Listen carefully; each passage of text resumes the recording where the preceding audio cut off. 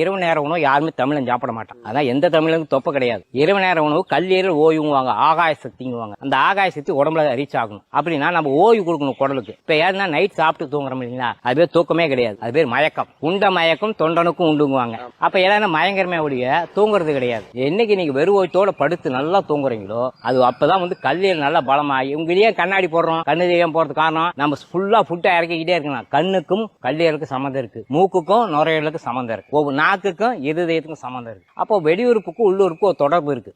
அடிகின்ற காலம் 53. நீ எப்படி சாப்பிட்டாலும் சத்தா மாத்திக்கிறது 28 வயசு. முடிகின்ற காலம் 33 என்பதாங்க. அதாவது 33 வயசு முடியுதான் உங்க உடம்பு சரி ரைட் ஓகேன்னு சத்தா மாத்திங்க, அதுக்கப்புறம் மாத்தாது. அதே நீ அதே உனக்கு கண்டிப்பா கழிகின்ற காலம் 62 என்ப அப்படின்னாங்க. 62 வயசு முடி அப்படியே விட்டு அதே சாப்பிட்டாலும் சத்து போயிட்டே தான் இருக்கும், சத்து நிக்காது. தெளிகின்ற ஞானம், தெளிவான ஞானம் யாரு கிடைக்கதோ 50 90 90 வயசு வழி வாழலாம். ஆனா அவ்வளவு வயசு தான் வாழலாம்னு பாத்தீங்கன்னா அதுக்கு மேலையும் வாழலாம். இந்த சராசரி மனுஷன் ஆயுள் பாடு எவ்வளவுன்னு நினைக்கிறேன்? ஒரு இன்னைக்கு காலத்துல ஒரு 65 இருந்து 70 75 80 அப்படி கிடையாது. மனிதனோட ஆயுள் பாடு 300 வருஷம். டாக்குமெண்ட் நேச்சுரோபதியில போனீங்கன்னா ஒருத்தர் வயசுக்கு வர்றது 20 மாசம். 20 மாசம் நீங்க பெருக்கி போட்டீங்கன்னா அதுதான் அவனோட ஆயுள் பலம். நாம குடிச்சில்லைன்னா நாம வெட்டைய மருந்து மாத்திரை இது எல்லாமே டீ காப்பிலாம் சாப்பிட உடம்பு சுத்தம் ஆகி நரம்பு தளர்ச்சி வந்துடும். ஆட்டோமேட்டிக்கா 60 வயசுக்கு மேலே 40 வயசுக்கு மேலே படிக்கட்டு ஏற முடியாது, இறங்க முடியாது, பயப்படுறாங்க. காரணம் எலும்பு நரம்பு தேய்மானம் ஆகுது. அப்ப எலும்பு நரம்பு தேய்மானத்துக்காக முதல்ல இந்த டீ காப்பி. அதுக்கு முன்னாடி நம்ம நாட்டு என்ன சாப்பிட்டாங்கன்னா சுக்கு காப்பி,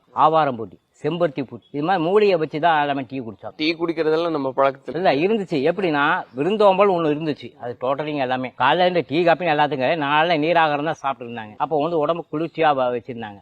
அப்ப இதுக்கு ஒரு போகம் தான் விளைஞ்சது, இப்ப 3 போகம் விளையுது.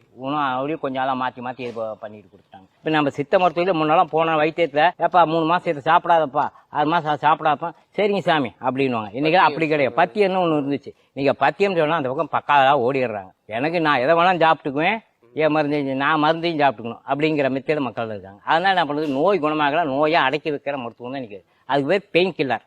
நம்ம இப்ப எதுவுமே பெயின் கில்லரை தான் நம்ம ஃபர்ஸ்ட் விரும்புறோம்.